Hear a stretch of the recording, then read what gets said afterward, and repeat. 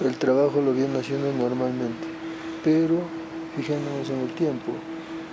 El tiempo está en 8 minutos. Y de un momento a otro se sube. Veamos.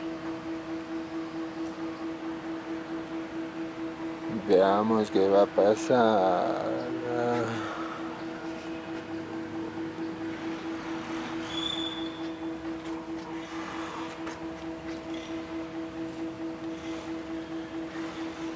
Ya está en 7. En 7.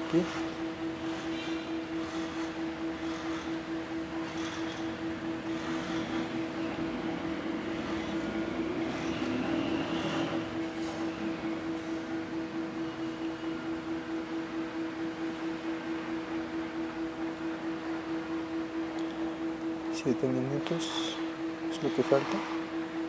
Hace rato estaba en 6, regresó a 10. Ahora de nuevo está bajando de 10 a... está en 7.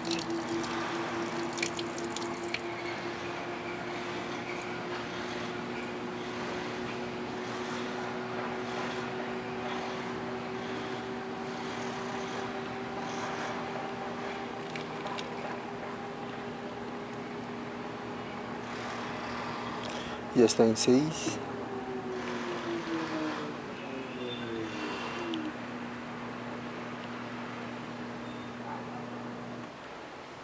Se regresó a 26.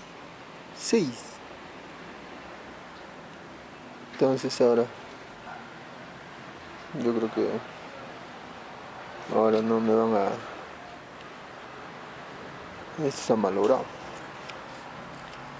Sí.